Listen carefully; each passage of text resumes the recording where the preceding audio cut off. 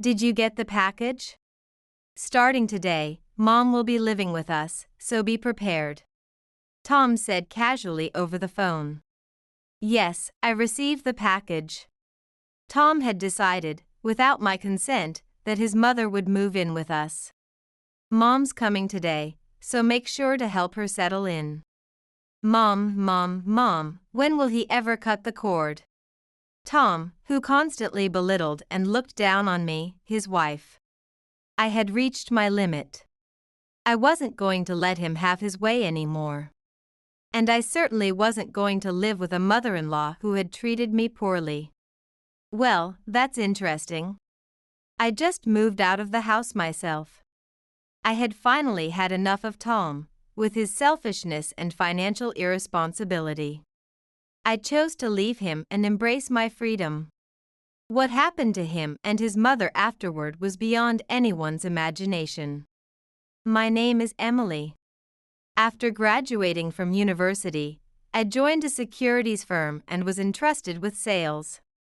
There were days when I couldn't even take a proper lunch break while out visiting clients. However, my hard work paid off, and I quickly became one of the top performers in the company. The reason I was able to work so hard was because I wanted to repay my mother. My father passed away when I was young, and my mother raised me on her own. She worked day and night, ensuring I never felt the absence of a father. Thanks to her, I was able to graduate from university. Despite being so busy, my mother never missed any of my school events, and always packed me lunches filled with love. She never once complained, always greeting me with a bright smile. After I secured a job, my mother finally reduced her workload, allowing her to have more time for herself. She had worked so hard for me, and now I wanted her to enjoy a slow and joyful life. It was my turn to work hard for her. One afternoon, I was killing time in a coffee shop. I had about 30 minutes until my next client meeting. I decided to enjoy a nice cup of coffee and relax for a change. The coffee shop in the business district was bustling with office workers. Despite the time of day, some, like me, were passing the time, others were working on their laptops, and a few were in the middle of business meetings. Everyone was spending their time in their own way. It was rare for me to have a moment to observe people like this, so I decided to enjoy my limited time alone. Suddenly, I made eye contact with a man sitting a few seats away.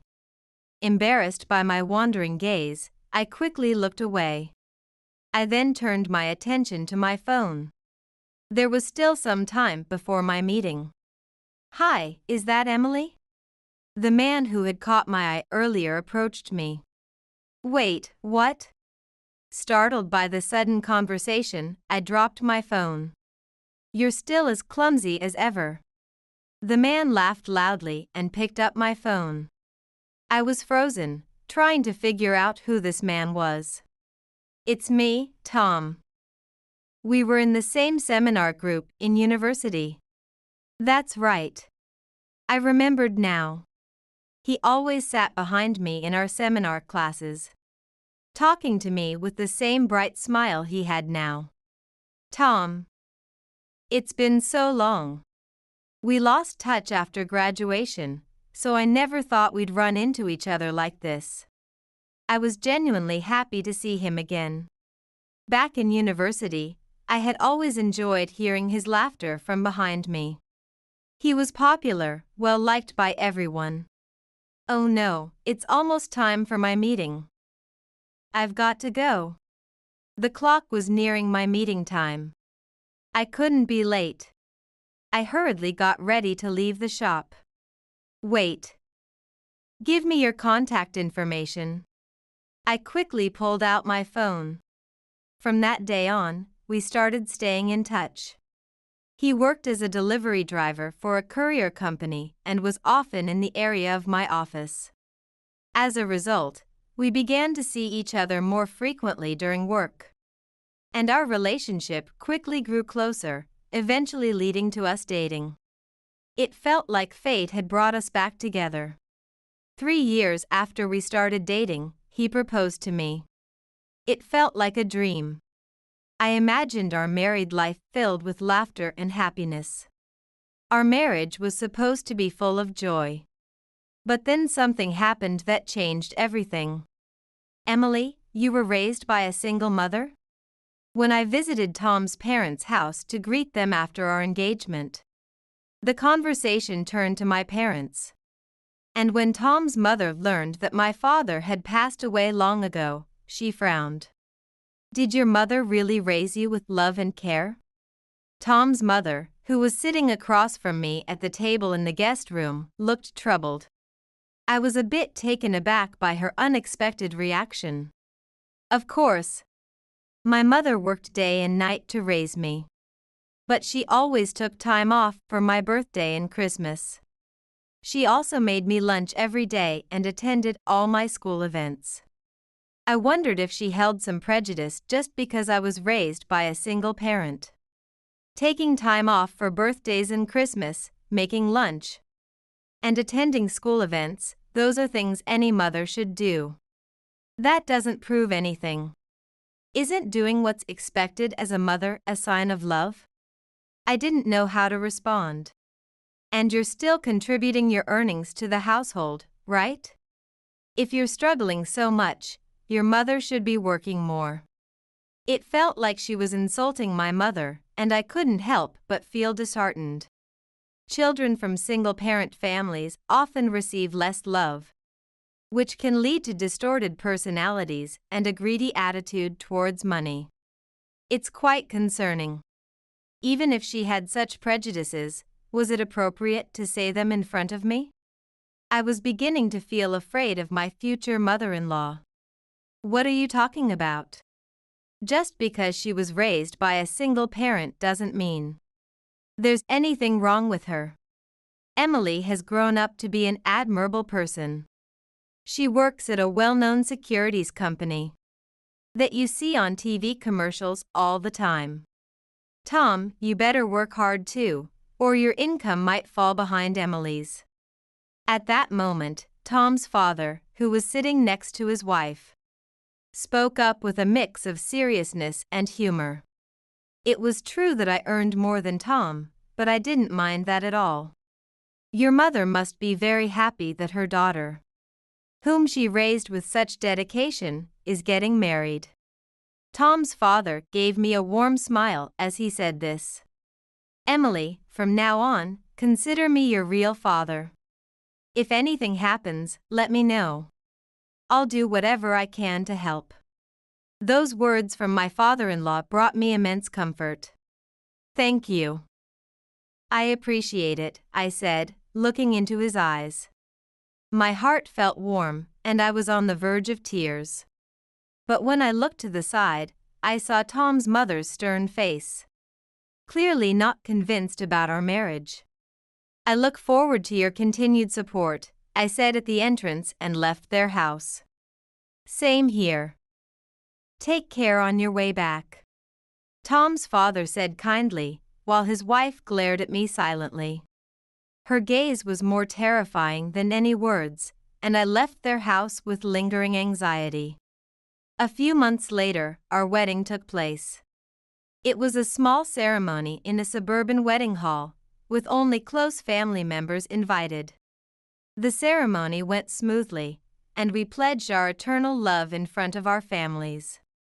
After that, a small reception was held, with our relatives gathered around us, enjoying the meal together. This was actually the first time my mother and Tom's mother met. Normally, there would have been several opportunities for the families to meet before the wedding, such as during the engagement or a formal meeting. But Tom's mother had fallen ill every time and never attended. Whether she was genuinely sick or just pretending, I couldn't be sure.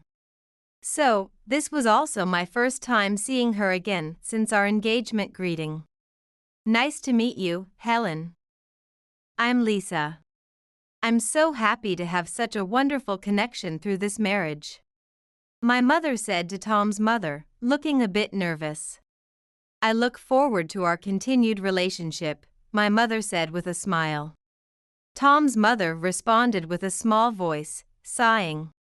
I wish we had chosen a daughter from a more respectable family. I don't know if my mother heard her, but she maintained her gentle smile. After that, Tom's mother started chatting happily with her relatives. And never once made eye contact with my family. Thank you for coming today, Mom. You must be tired, I said as we walked through the bustling streets on the way home from the reception.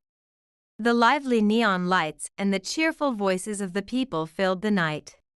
A city that didn't seem ready to sleep. Not at all. It was a beautiful ceremony. The food was delicious. Thank you, my mother replied with her usual smile. Tomorrow is the day, isn't it? You're leaving home and starting your life with Tom, she added. That's right. Tomorrow, I will finally leave my parents' home and start a new life with my husband. Sometimes, you might have disagreements and even argue. But when that happens, make sure to face each other and talk it out.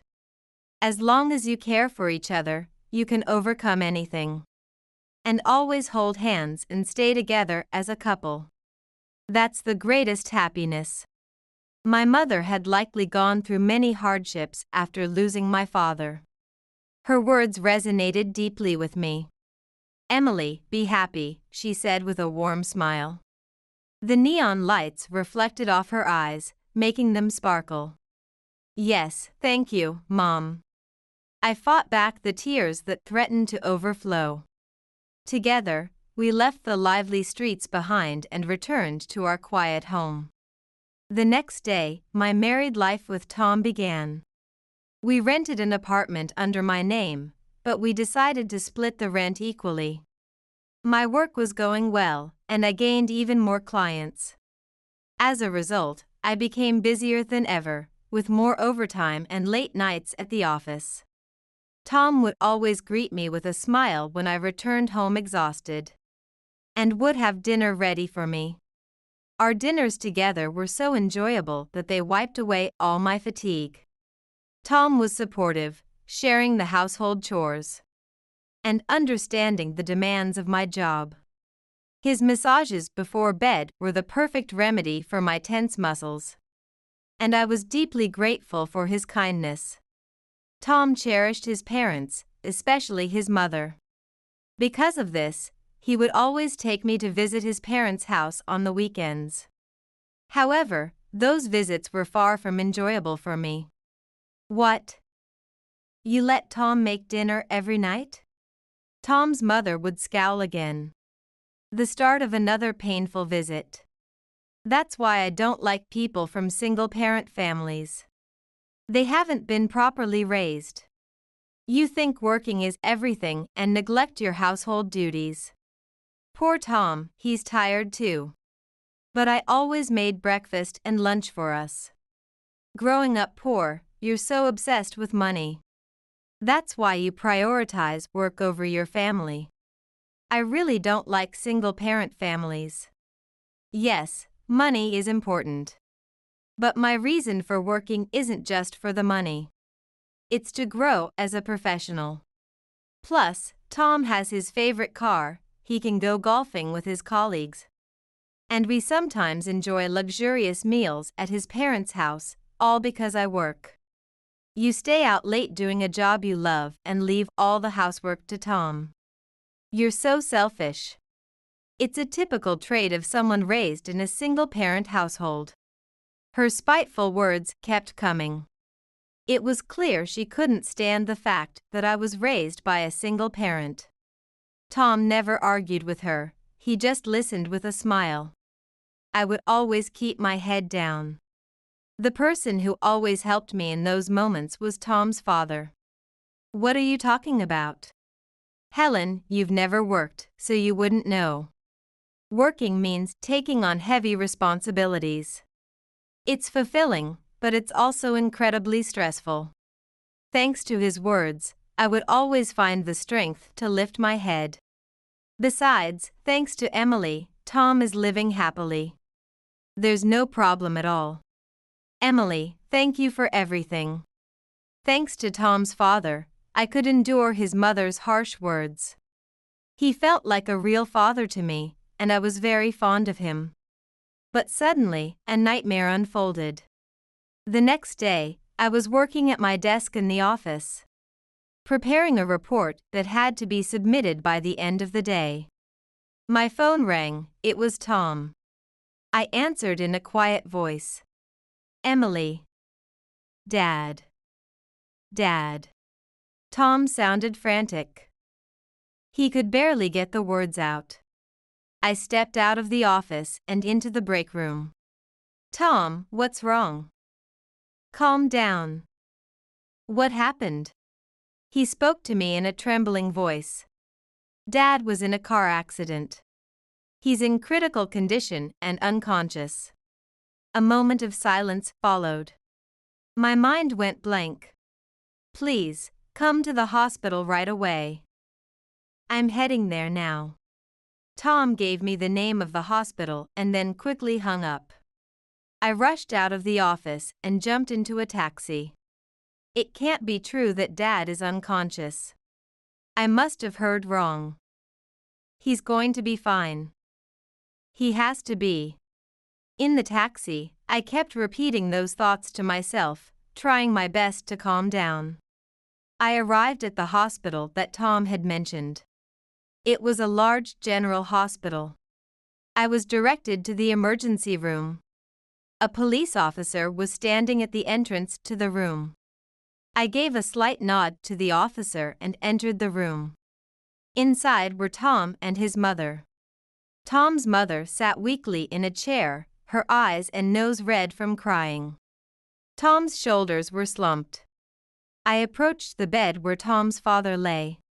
He was covered in bandages, with a large wound on his face. His body was hooked up to numerous tubes, and he appeared to be sleeping. I learned that Tom's father had gone out during work to mail a letter. While crossing the street at a green light, he was suddenly hit by a car that made a sharp turn. The car, after hitting him, continued to swerve before jumping the curb and crashing into a street tree. A high level of alcohol was detected from the driver. Please wake up, Dad, I whispered, gently holding his hand. His hand was warm and strong. While Tom and his mother were called by the police to talk, I stayed by his side, holding his hand the entire time. I could feel his heartbeat. He's alive. He just needs time to wake up. Dad, when you wake up, let's get you healthy again and go home together. Even if there are lasting effects, it's okay. I'll take care of you, just like you've always taken care of me. Now it's my turn. I didn't cry. There was no need, because I believed he would recover. He would get better and smile at me again with that kind smile. But he never woke up. A few days later, in the middle of the night, we received a call from the hospital. We rushed to be by his side. The hospital room was bustling with doctors and nurses. His condition had suddenly taken a turn for the worse. His steady heartbeat had become erratic. Dad. Hang in there. Please. Both Tom and his mother desperately called out to him. A few minutes later, he passed away quietly, as if he had waited for us to arrive. His end was so sudden and unexpected. How could this have happened? Just the day before the accident, he had been smiling and chatting with me, just like always. He would always reprimanded Tom's mother whenever she said something harsh to me. He was full of life, and now he was gone. I held his hand all night, unwilling to let go. His hand was still warm, and I wanted to believe that he was still alive. But by the next morning, that warmth had faded. Dad, thank you. You always helped me, treating me with kindness like a real daughter. I wonder if my words reached him. A year has passed since then. After his funeral and burial, we slowly began to accept life without him. But our lives had changed drastically. Tom's mother was deeply heartbroken by the loss of her husband and started staying at home all the time. Worried about her, Tom began visiting her more frequently. It was only natural, after all, she had lost her beloved husband so suddenly. I supported Tom's decision to be there for her. Tom's mother had lost weight, and her energy had dwindled. Worried, I occasionally visited her too, to check on her. How can you not come around more often when I'm going through such a hard time? Don't you care about me? This is why I dislike people from single-parent families. You just don't understand other people's feelings. Her spiteful remarks never ceased. Was she coping with her grief by taking it out on me? Worse still, her bitterness began to change Tom. Hearing her daily complaints about me, Tom slowly adopted her prejudice, looking down on me as well. You're like this because you were raised by a single parent. That became his constant refrain. Over time, he stopped coming home entirely, and we effectively began living apart. Weeks passed. We only communicated by phone, and even then, Tom continued to belittle me. He also stopped contributing his salary to our household, leaving me to pay all the rent. I assumed he was spending his money on supporting his mother. I tried to convince myself that was the case. One day, Tom was informed of a transfer. His delivery company had opened a new branch in a different region, and Tom was chosen to manage it. The new branch was about a 3-hour drive from our city. So Tom decided to live there on his own. Tom's mother considered moving with him but ultimately chose to stay in the city, unwilling to leave the place full of memories of her late husband. And so, they were separated. A few weeks after Tom's transfer, an envelope arrived at our home. It was addressed to Tom. Since Tom hadn't changed his address after the move, all his mail was still being sent to our home. It was an unfamiliar-looking envelope, and I checked the sender. What? No way. I was shocked by what I saw. This is it. There's no point in us staying married any longer. Our marriage is already over. With that envelope in hand, I made up my mind. It's time to get a divorce. Just then, the doorbell rang, and a delivery driver arrived. I opened the door and was met with a surprising sight: several large cardboard boxes addressed to Tom. The sender was his mother. I signed for the packages and stood there, feeling overwhelmed. Where am I going to put all these boxes? I cleared some space in the room and stacked them in a corner. Since they were addressed to Tom, I couldn't open them. I wondered what was inside. At that moment, my phone rang. It was Tom. Did the packages arrive? His tone was softer than usual. They did, but what are we supposed to do with all this stuff? Ever since I transferred, Mom's been calling me every day, saying she's lonely. Not just at night, but she's started calling during the day too. It's starting to wear me out. I thought, since he loves his mother so much, he could at least answer her calls. Then I came up with a brilliant idea. If she moves in with us, she won't feel lonely anymore. Tom seemed to misunderstand what living together meant. If he wanted to live with his mother so badly, he should have taken her with him to his new place. So, the rest of her stuff will arrive in a week. Please make sure to receive it. Mom will be moving in that day too, so take care of everything. Take care of everything? What does he mean by that? And if he's on his own, how does he plan to take care of his mother? Take care of everything? Are you coming back? He must have thought about what's next, right? No, it looks like I'll be here longer than expected. I won't be able to return for a while. So, for now, I need you to live with Mom. Then he hung up. This is a joke. He's belittled me, stopped contributing to the household. And now he's deciding, without even consulting me, that his mother will move in? My anger was boiling over, and I couldn't stop trembling. It's time to end this life. A week later, Tom called again. Did the packages arrive? Mom should be heading over there this evening, so make sure you're ready. She's probably tired, so help her unpack. I couldn't stand hearing him go on about his mother. You grew up in a single-parent household, so you're not very considerate. But I'm counting on you to take care of Mom. I took a deep breath to calm myself before responding. The packages arrived this morning. And I just moved out of the apartment myself. It's such a coincidence that everything happened at the same time. There was a moment of silence. If you want to keep living in that apartment so badly, you'll have to renew the lease and pay the rent yourself. What? What are you talking about? If I stay involved with this family any longer, I'm going to break. I'm done being manipulated by him. A week ago, I decided to leave that apartment and put an end to our marriage. Don't you get it? I've already moved out and gone back to my parents' house. I took all my things with me. The only things left in that apartment are your mom's boxes. The rest is up to you. By the way, I left the divorce papers on the doorstep. So sign them and submit them to the city office.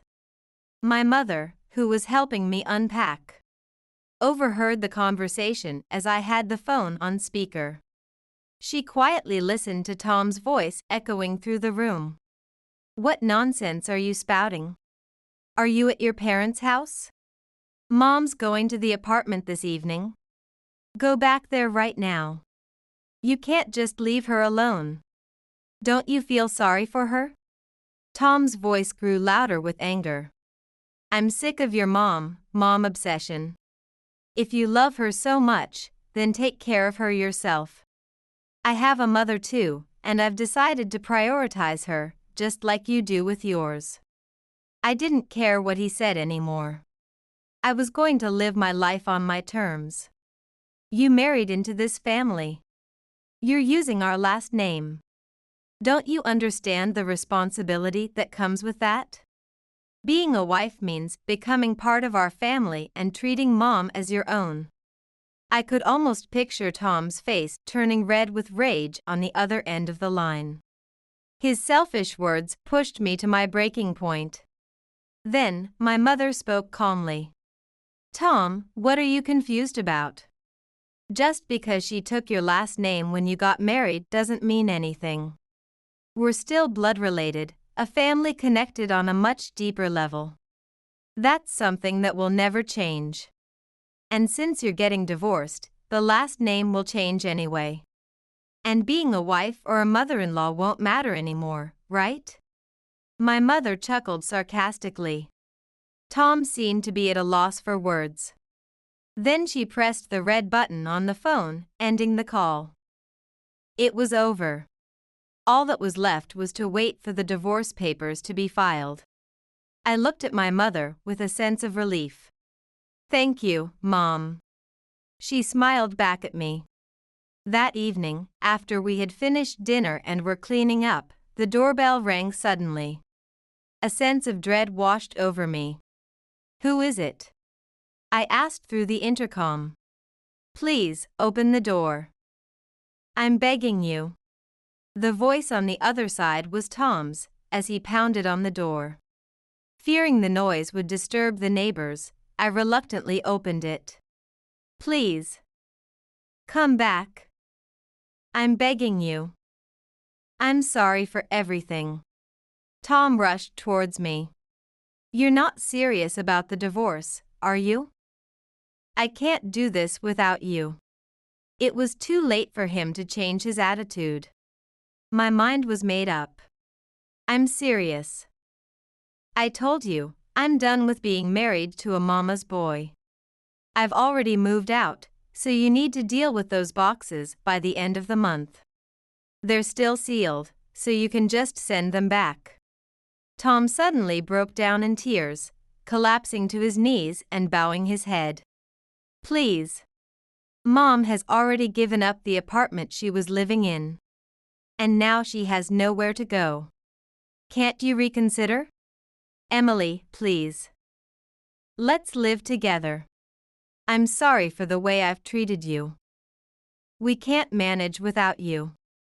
Even his mother was trying to appeal to my sympathy now. This must have been a plan they concocted together to manipulate me. What a ridiculous charade, what a waste of time. I already told you. If you want to live in that apartment, then renew the lease under your own name. Why are you trying to make this my problem? Or is there some reason you can't rent the apartment yourself? Tom remained frozen, his head bowed. And no, it's not that. Sweat dripped from Tom's forehead. Just as I suspected. Then what's this? Is this why you're struggling financially? I showed Tom a photo on my phone. It was of the letter that had led me to decide on divorce. I had taken a picture of the letter beforehand and saved it on my phone. Can you still say there's nothing wrong? The letter was from a consumer finance company, and beneath the recipient's name. It was marked in red as a final notice. I haven't opened it, but I'm guessing you've racked up quite a bit of debt. You haven't contributed a single penny to our household. So what have you been doing with your salary to end up in this mess? I delivered the final blow to Tom. The real reason he wanted to reconcile was simple: he needed my income. The thought was so ridiculous, I couldn't help but laugh. Well, you see. There was a brief silence. I made some bad investments. A friend told me about a great opportunity, and I trusted him. I poured my salary into it every month, and even took out loans. I didn't want to be outdone by you, Emily, working at a securities firm. I wanted to prove I knew about investments too, and that I could make a lot of money. I wanted to show you up. Show me up? When had I ever looked down on him? Then, in a voice barely above a whisper, his mother said, "It's my fault." I told him that Emily, being an elite salesperson at a securities firm, must be looking down on us. But it wasn't a great opportunity at all. It was a scam. I lost everything, and the debt just kept piling up. Desperate to pay it off, I borrowed more, hoping for a big win, but it all ended in failure. Unbeknownst to me, Tom had been sinking into a gambling spiral. And the debt had grown exponentially with interest. Please, help me. I can't make it without you, Emily. I'll do my best to pay off the debt, but could you at least help with living expenses? Tom's face had turned pale. You've done whatever you wanted, looked down on me. And now that you're in financial trouble, you suddenly change your tune. I'm sorry, but your debt has nothing to do with me. I have nothing more to say to either of you. From now on, we'll communicate through a lawyer. Please leave. Neither of them wanted to back down. Please. I'm begging you. Tom remained rooted to the spot, refusing to move. If you intend to stay here any longer, I'll call the police. With slumped shoulders, they finally turned and left. I watched through a crack in the curtains as they walked away. Tom kept stopping and looking back, as if expecting me to follow him. That was the last I saw of Tom and his mother. Some time later, our divorce was finalized. I heard through the lawyer that Tom had resisted the divorce for quite a while. Was I really such a convenient wife for him? Apparently, his mother had finally persuaded him by saying, Forget about that worthless girl from a single-parent family and find someone new.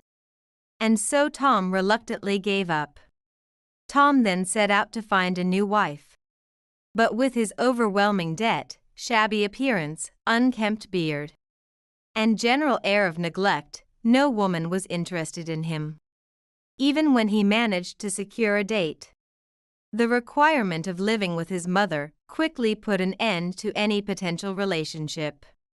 His hopes of remarriage faded into a distant dream.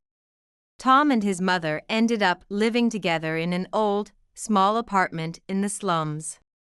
His debt continued to grow, and it became impossible to repay with his monthly salary alone. Eventually, legal action was taken by his creditors. Tom's workplace began receiving frequent calls from creditors, and eventually, his wages were garnished. Unable to bear the shame and cold stares from his colleagues, Tom quit his job in desperation. Of course, he couldn't escape his debts. He worked tirelessly, taking on multiple jobs, delivering newspapers in the early morning, working on construction sites during the day, and directing traffic at night, but the debt never shrank. Tom's income was entirely consumed by debt repayments, leaving his mother to scrape by with the income she earned as a janitor. I never thought I'd still be working at this age. How did we end up living like this? Tom's mother often lamented their harsh circumstances, taking out her frustration on him. "It's all your fault we ended up like this." But it wasn't solely Tom's fault. His mother had brainwashed him with daily complaints about me, leading him down this path.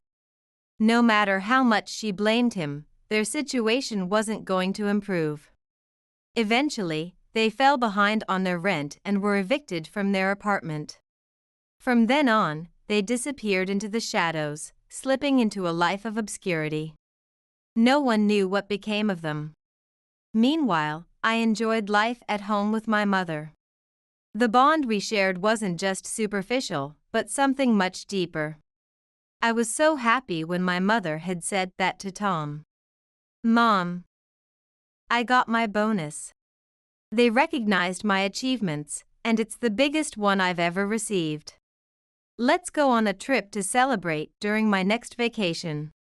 From when I was a child until now, my mother had always protected me. Now it was my turn to repay her. I decided I would support her not just as a daughter but as an independent woman. "How about this beach? This food looks delicious." We planned our trip together, flipping through brochures. And there was one more parent I couldn't forget, Tom's father, who had always taken care of me. Knowing what became of Tom and his mother must have pained him deeply. Every year on his death anniversary, I visit his grave with his favorite beer. The grave is overgrown with weeds, clearly neglected. His wife probably had no time to care for it, given her struggles. I make sure to clean up around the grave. It's the only way I can show my gratitude to him now. "Thank you, Dad." Under the clear blue sky, I put my hands together in front of his grave.